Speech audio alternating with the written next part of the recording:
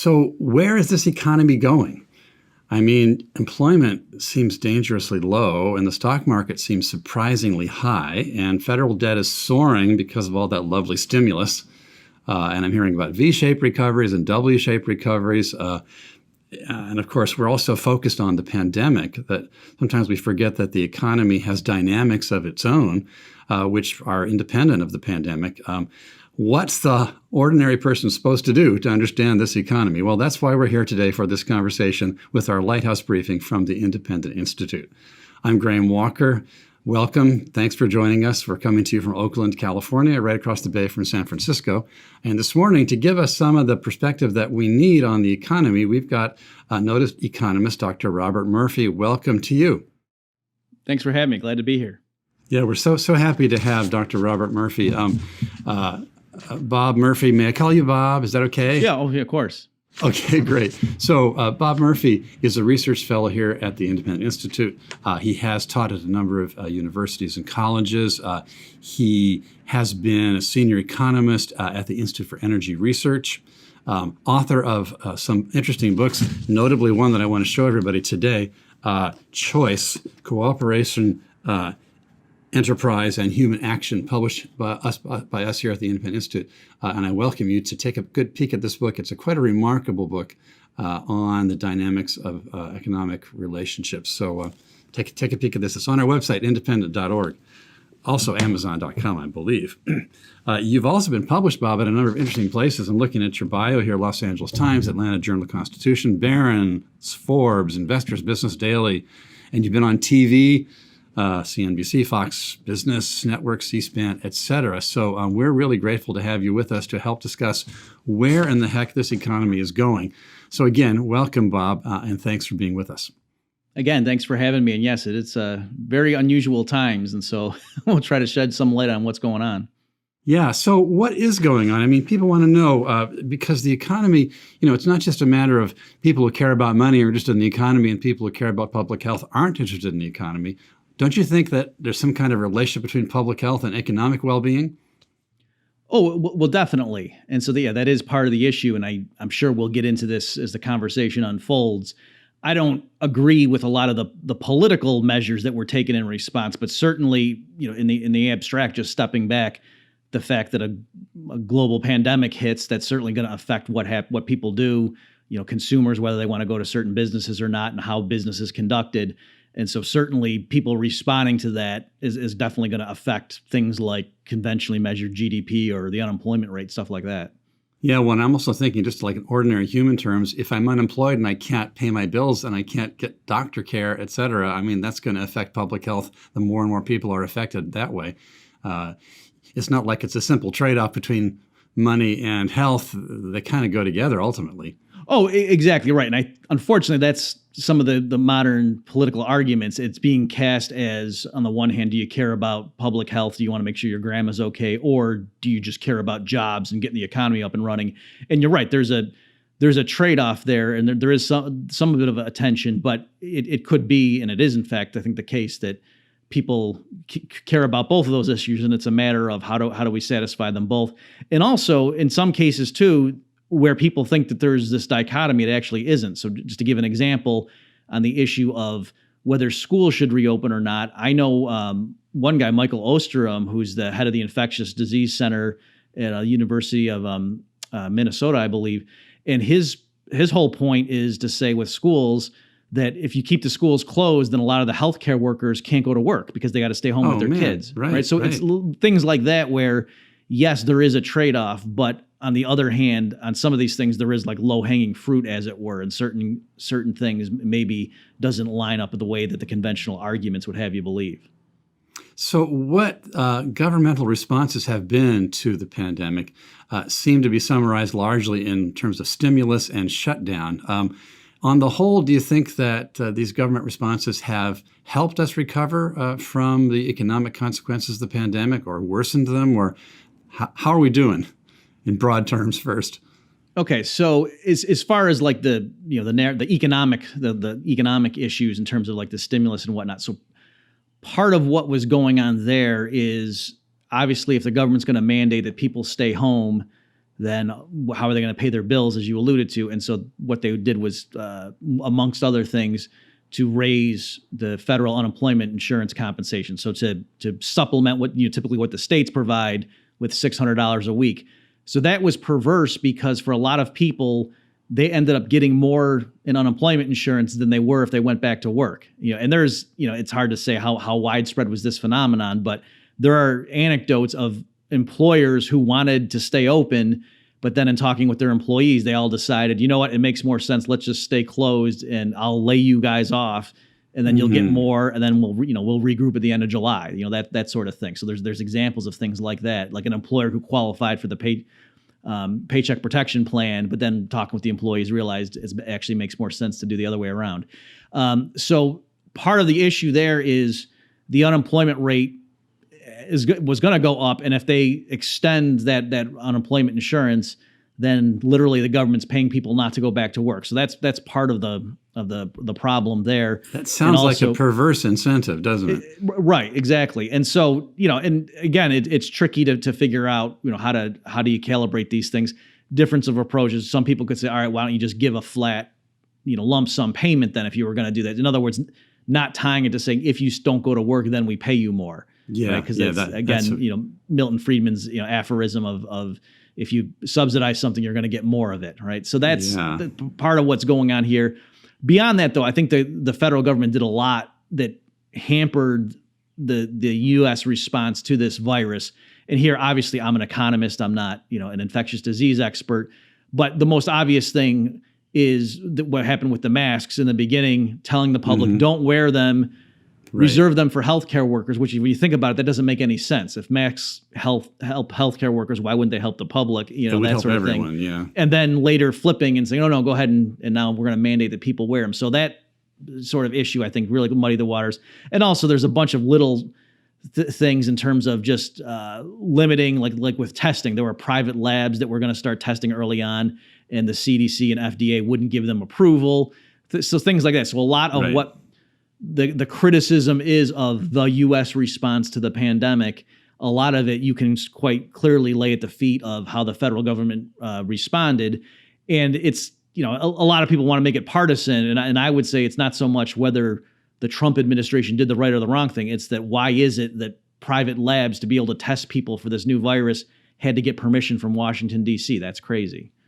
Yeah, we have noted a number of times in the series we've been doing on the crisis that lo and behold, reduction of regulation and control has proved to be necessary to deal with the pandemic conditions. And we would have been better off if we'd had fewer of these restrictions and regulations. But leaving that aside for the moment, we're turning to you today, especially because as I've been understanding your analysis of economic factors presently, it seems that you're able to remind us that there are some dynamics at work here having to do with business cycles and other factors that need to be factored in to understand how best to recover from the pandemic recession, if that's what it is. And am I using the right word? Is it a pandemic-induced recession? So that's a great question, and that's partly what we'll try to unpack here as this conversation unfolds, I think, is that what I've been doing in my work, talking to the public and writing for newsletters and things like this, is to say there's two separate issues going on. So for several years, I have been using a framework of what causes the business cycle that I actually lay out the theory in that book you held up, Choice, because I got it from Ludwig von Mises of the Austrian school. And so I have been warning that there was going to be a recession that was going to hit in the summer of 2020 because of what the Fed did in response to the housing crisis. And you mean before the pandemic hit, you predicted that recession? Right, exactly. And so now that this has happened, yes, whether or not the economy was in good shape or not, clearly if a bunch of people have to stay home from work, the unemployment rate would have gone up, GDP would have fallen off a cliff, and people would have classified that, that's a bad recession. What else would you call it? But I'm saying it's this weird situation where, in my analysis, the U.S. economy was poised to have another crash and bad recession beginning by this summer. And so those two things are interacting with each other. Yeah, so you've got these things that are kind of coming together and exacerbating one another. Just say it again. pre-pandemic, you saw factors at work which indicated the likelihood of a serious recession around this time. What were those factors again? And because they're distinct from the pandemic. Sure. So the tradition that I'm drawing on here, or the framework, was developed by Ludwig von Mises and then his sort of disciple or student Friedrich Hayek. And this has to do with the what's called the Austrian theory of the business cycle. And just in a nutshell, the theory says that the banking system driven by the central bank in modern times pushes interest rates down to artificially low levels, and that blows up asset bubbles and it causes an unsustainable boom. And that can last for a few years, and it gives this appearance of prosperity. Unemployment's really low, businesses have high profits, wages are getting bid up, everybody feels wealthy, it's good times are here. And then for some reason, the banking system gets nervous, they start raising interest rates, and then the economy turns and there's a crash. Businesses realize, oh, we were too optimistic, they lay off workers, and that's when the recession happens. Okay, so the Austrians have a theory to explain why that recurs.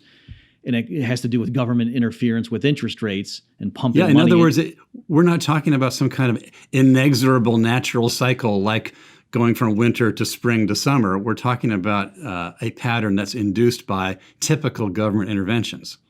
Right, exactly. And what's really perverse is if the Austrians are right, what it means is every time there is a crash and we're in another recession, the standard toolbox, like the medicine of what the Fed and the government turn to, is actually poison. That all they're doing when they slash interest rates to boost spending and they run big deficits in order to pump up aggregate demand, which is what the standard remedies are, because they're coming from what's called a Keynesian framework, that those things actually just sow the seeds for the next unsustainable boom and bust. So, so after the housing crisis and the crisis in 2008, when the Fed was doing all these rounds of QE, I was warning. Wait, what's QE? What's QE? Oh, sorry. Quantitative easing. Quantitative easing. Okay, got it. Remember, I'm a layman, not an economist. Yeah. So I've been arguing that was just setting us up for another big boom and crash. So you saw that piece already. I mean, from what you're saying, it's kind of like, your little girl is sick and you say, oh, darling, I'm so sorry you're coming down with the cold or the flu. Let's give you a whole bunch of sugar.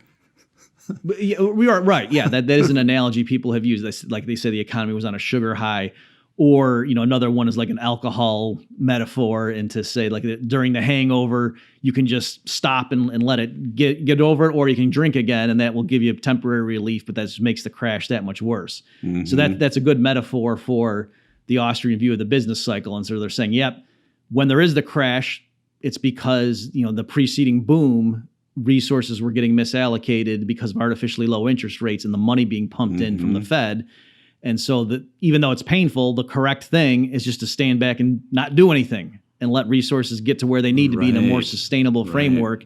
And if instead they just go back to the same alleged remedies of slashing interest rates, pumping it in money into the financial sector, that looks good temporarily. It boosts asset prices. Unemployment might come down. But again, the market process is not being allowed to do its job, that the prices don't, the low interest rate is actually giving the wrong signal, that prices mean something, they have a job to do.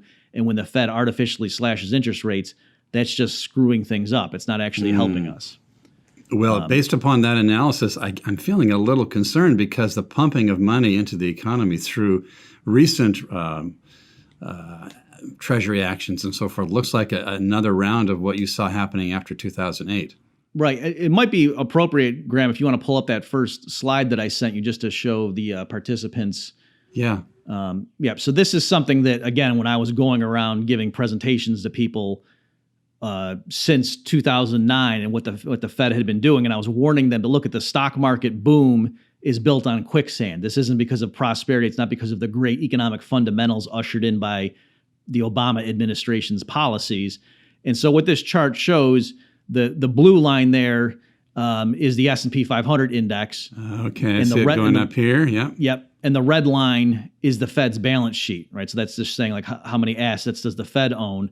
And so you can see those things moved hand in glove from the start of what was called QE, right after the financial crisis in 2008, all the way up until Trump gets elected. And then at that point, the stock market, went up even though the Fed had stopped expanding by that point. So I would say that's just because investors thought, oh, Trump actually might be pro-growth compared to, they had priced in a Hillary Clinton administration. Expectations, yeah. Right. So that's the framework that I was using at the time to warn that this was built on an unstable foundation.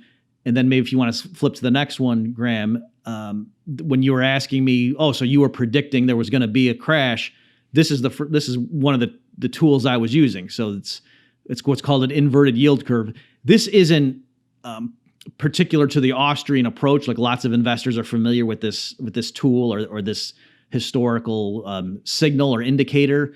But I think in the Austrian framework, you can explain why this works better than some of the other frameworks. But in any event, this is just showing it's the difference between the yield on 10-year treasuries and 2-year treasuries. And when that goes negative, right? So when the yield on the 2-year is higher than on the 10-year, which is unusual. So on this chart, when that blue line goes below the black solid line, that's when the yield curve, so-called, inverts. And then you can see that happens. And then there's always, within a year or two, a gray bar, meaning that's a recession. So these gray sections, these are recessions here. Right. And this chart, I only went back to the 70s with this one, but this pattern holds up all the way back at least to World War II, where when the yield curve inverts, that signals that there's going to be a recession, in the near term. Right. And well, I'm looking at this part over here. It's like it's starting to go down to that black line. Right. And so, you anticipate, so it inverted last summer. Okay. It actually inverted last March, depending on which measure you look at, but clearly by last August, it inverted, the stock market went down, markets. There were all kinds of stories on CNBC about the inverted yield curve. Does it mean a recession? So I'm saying, given my analysis of what the Fed had been doing since 2008 by pumping in all this money, having interest rates at 0% for 7 years before starting to raise them tepidly, and then seeing the yield curve inverted last summer, that's why I was saying, okay, I'm pretty sure, given this framework, we're going to have a bad crash and that it's going to happen within a year. So at the time I was saying, so that would have been, the summer of 2020. So I'm saying, I was on record with those views. And so then, when the pandemic hit and this big crash happened, it gets tricky to say, well, how do you disentangle those different things? Hard. But I certainly would say it doesn't help matters, right? In other words, if you buy my story that the economy was blown up to these unsustainable bubble levels and was resting on quicksand because of what the Fed had been pumping in during the Obama years, and then all of a sudden a global pandemic hits, that doesn't give the economy, better traction. In other words, that's only making things even worse if you thought it was already poised for a big crash. So those are the two main things going on, and I assume we can, talk about what the maybe just while we have these slides, just to finish it, just to show people what the Fed has done in response to the pandemic even dwarfs what they did in response to the housing crisis. So this right here shows the Fed's balance sheet, and you can so that gray bar area, that's what happened in 2008 and 2009, and you can see that quick jump up. So that's what Ben Bernanke did. He was going on 60 Minutes and trying to calm people down. Say, don't worry. We know what we're doing. We know this is scary.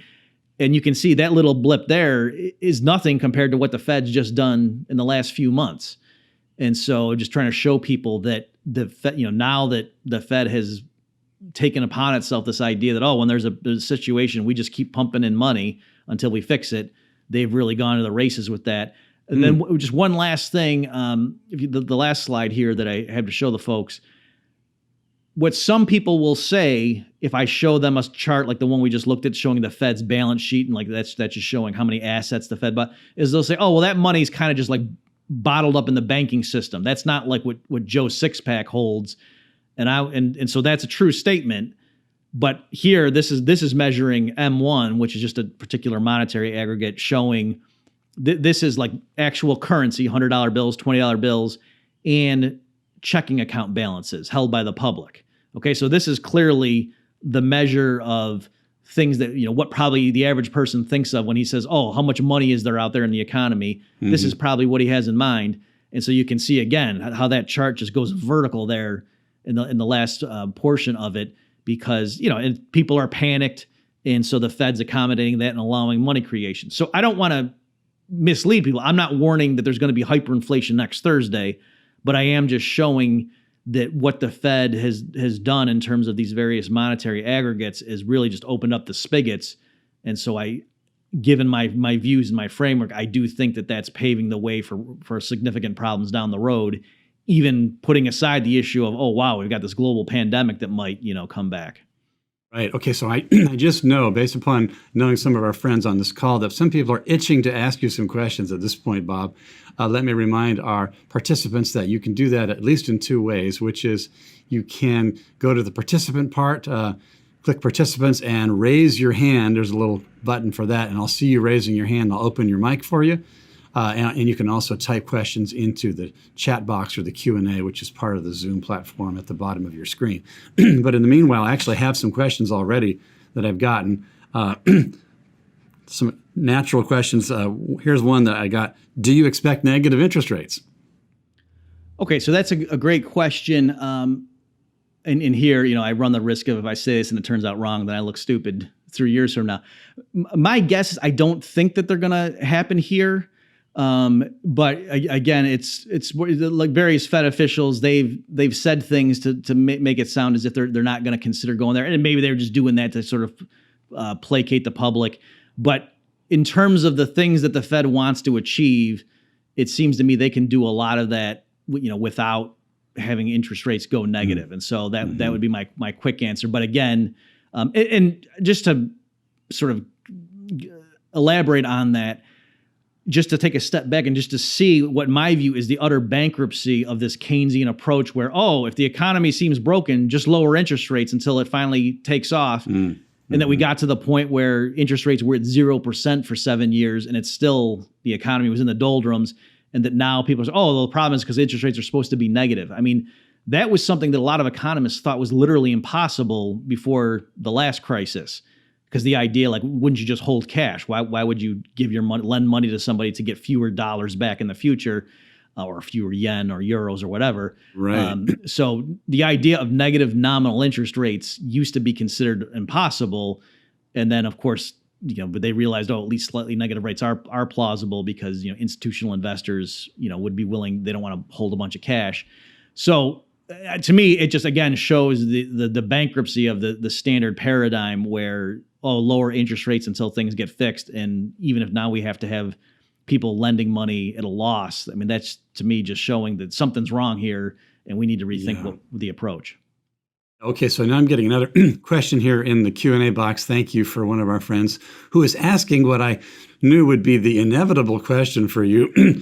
What impact do you think might come with a Biden victory?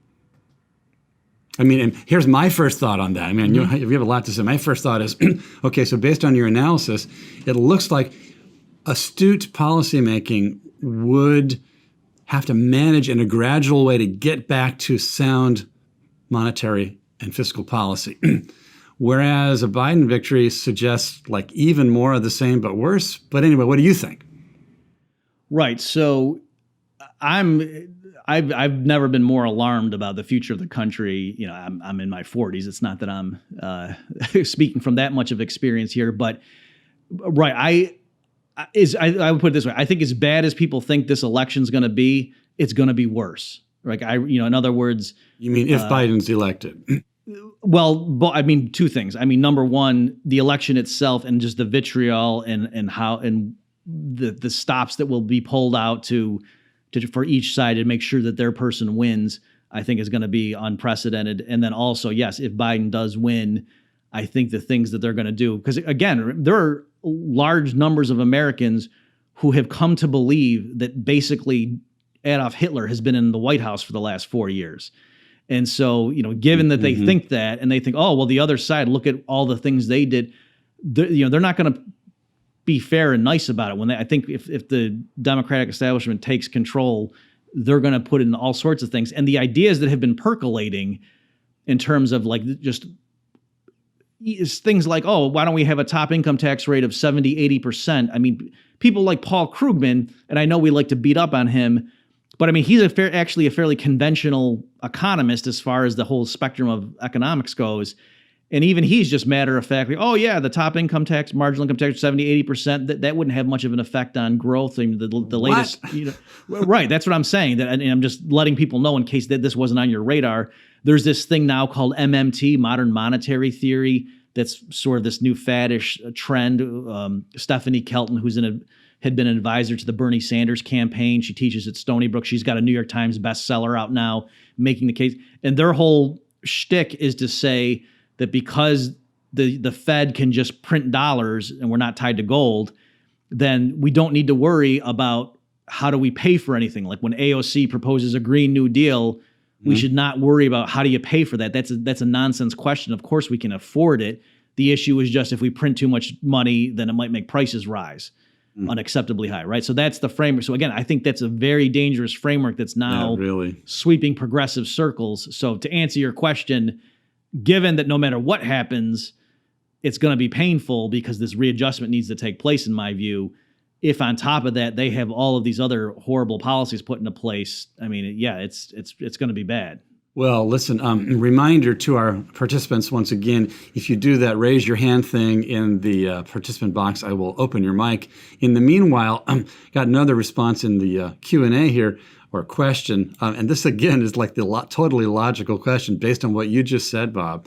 Okay, so Biden's going to bring all those terrible Keynesians in, but is there any evidence there's anyone in the Trump White House who represents an Austrian perspective? I mean, Austrian's a strong word. I think, though, that Larry Kudlow, to the extent that he had any influence, and he certainly was giving a free market perspective. The Trump administration really was good on energy issues, for example. Like they really, trying to pull out a pair. Doing things that would have been inconceivable for any, sort of middle of the road Republican that you would have been used to. I mean, George W. Bush ushered in a lot of the stuff like with ethanol mandates and things that, typically we would think of as big government liberals. No, a lot of that stuff came under the Bush administration. So the Trump administration really did do a lot of stuff in terms of deregulation. Of course, the tax cut package and whatnot. So again, I wouldn't say there was any Austrian influence per se, but they certainly, relative to what a Hillary Clinton administration would have been, they were relatively free market. I wish, obviously, they didn't have the protectionist measures, and I wish they hadn't spent so much. So those are strikes against them. That also it seeks to discredit, the rhetoric of fiscal responsibility. When Republicans, when they get control, they just go ahead and run up the deficits as well.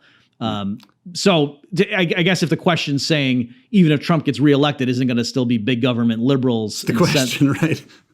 Right. I agree with you. And I'm just saying, though, that if you're saying what's the choice, and this is not a plea for me to say go vote for Trump. I'm not telling people what they should do in terms of voting. All I'm saying, though, is I think with this election in particular, given the history of the last 4 years and the rhetoric that I'm seeing and the way people are interacting with each other politically, that if Biden or whoever the candidate is, the Democrat wins, I think it's going to just be an avalanche of very destructive economic policies. Whereas with the Trump administration, it would be more of the same. That they're going to let these big our choice is deficits. Between sort of destructive and like super destructive.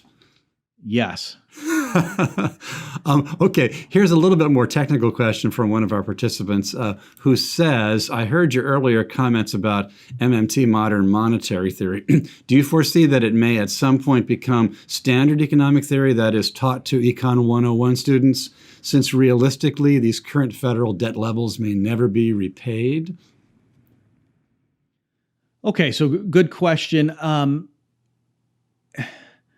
I think those are two. So in other words, whether MMT ends up being taught or not, I wouldn't say if it does, it's because the debt won't be repaid. In other words, the way to analyze government debt and whatnot, like that's true regardless of what the fiscal policy of the government happens to be. All right. So in other words, it's not as if MMT is designed to analyze big government deficits in the Austrian approach or the Chicago school or whatever, can't handle large deficits. So I think, my framework can handle large deficits, and I would just show they're bad. They divert resources from the private sector and they make the economy poorer and, that sort of thing. So I do, though, think MMT is gaining popularity. And I will say Stephanie Kelton, even though I'm very critical of her views, I understand why her book is hot. Like she's a very clever writer. Just to give an example to people, so when she went to the Senate Budget Committee, I might be not naming it correctly, but in her capacity, she was invited there to be the chief economist for the Democrats by Bernie Sanders. And she tells the story that she showed up and said, "Oh, if you folks could just eliminate the federal debt by pressing a button, would you do it? Or waving a magic wand, would you do it?" And they all say, "Oh yeah, of course we would. Get rid of the federal debt. That's a drag on growth." And then she says, "Okay, if you could get rid the world of U.S. Treasury securities, would you do that?" And then they pause and they realize, because that's two ways of asking the same thing. Right, exactly. Right. And so I'm saying little things. So, trained economists know that, but a lot of the rhetoric about fiscal responsibility, the people don't think it through. And so I'm saying she is very clever and has these little thought experiments and different ways of looking, but yet the basic message being, let's stop asking how do we pay for federal programs because we have a printing press. That's not the right. To me, that's a very dangerous attitude to have, but yet, again, she is smart and, has these technical little things that, wow, that really makes you think. And so for people who want to have the Green New Deal and want to have, UBI and guaranteed federal jobs and all these things and are getting beaten over the head by, oh, we can't afford it. This new theory comes along, this new framework that says, oh, yes, we can. I think, unfortunately, that's going to sweep the profession, not sweep the profession, but yes, could be taught more, just like I would say Keynesianism. I think it would be naive to say its success was solely due to the merits of it as an intellectual theory. I think because it justified huge government deficits, that's partly why governments who fund education and so on, that's partly why it took off. Here's a question that you may not really have an answer for. It's kind of coming out of left field. Okay. But one question that I'm getting is, what if you compare the magnitude of federal assets with the magnitude of federal debt? Wouldn't it be possible to put the federal debt on a path to gradual, if not extinction, gradual, meaningful, predictable recovery by selling off federal assets or some portion of them? Okay, great question. At one point in the last, 5 or so years, I wrote up an article for Econ Log where I came up with a way that the government could raise, I forget it was over $1 trillion if memory serves, in pretty liquid assets, just selling off fairly liquid assets the federal government owns, right? So they own a bunch of real estate, the strategic petroleum reserve, there's a bunch of barrels of oil that the federal government owns. Right. Yeah, exactly. So Anwar and other offshore oil drilling rights and things like that. So there's lots of assets the federal government owns that they could sell off. And the context of there, it was about the debt ceiling debate. And I was pointing out they could keep the debt ceiling where it is and then sell some of these assets off to try to cover the gap until they get spending under control. And then the federal government would actually have less control over less stuff because it would own less stuff. Oh, right. Exactly. Even if they had a balanced budget, removing those assets from federal control and putting them in the private sector, I would say would be a good thing. So in terms of the magnitudes, to answer the question, yes, that's certainly an issue. Also, too, sometimes these figures where people say, oh, here's the federal debt, especially if you include like Medicare and Medicaid obligations, and it comes out to some crazy number like $50,000 per person or something like that for every man, woman, but over time, as population grows, that number would go down. So with a lot of this stuff, it's not insurmountable. If they all of a sudden had really fiscal, if Calvin Coolidge became president for the next 40 years, Calvin Coolidge, then this would be a manageable problem, right? So I'm not saying would still be a crash. In my view, right. They've sowed the seeds. There's going to be a crash, but it could be like a crash in the 1800s where it was painful, but after 12 months, boom, they were done with it and they moved on. Mm-hmm. It could be like that if they did things correctly. So yes, there's the U.S. has plenty of natural resources and fundamentals could be good with the right policy framework. Yeah. I just don't see politically how we're going to get. I'm looking for someone in the mold of Calvin Coolidge and not seeing him. Here's another question, and then I think we're probably going to bring it to a wrap up pretty quick here. One of our participants says California and some other blue states are progressing towards a set of conditions that leads to a huge deficit. Any comments on state deficits? Okay, so I don't have those figures at my fingertips, but I know you're right. And even in the last crisis, I think was it Illinois, I believe, that also had a crisis that subsided. So yes, that's part of what I think is probably going to happen as these states, again with the coronavirus issues. There's lots of state budgets that are really strapped. A lot of these places, they have balanced budget amendments, so they're not even allowed technically to run up deficits. It wouldn't shock me if the Fed just starts, directly buying, bailing out individual state governments too. Not that that's a good thing. I think that's just part of what's going on with all this stuff is the Federal Reserve. Now they're buying individual corporate bonds. That they're not letting this crisis go to waste. That besides it being bad economic policy, I think it opens the door to corruption. And yes, I do think there's plenty of state governments that are going to be in huge fiscal problem or trouble.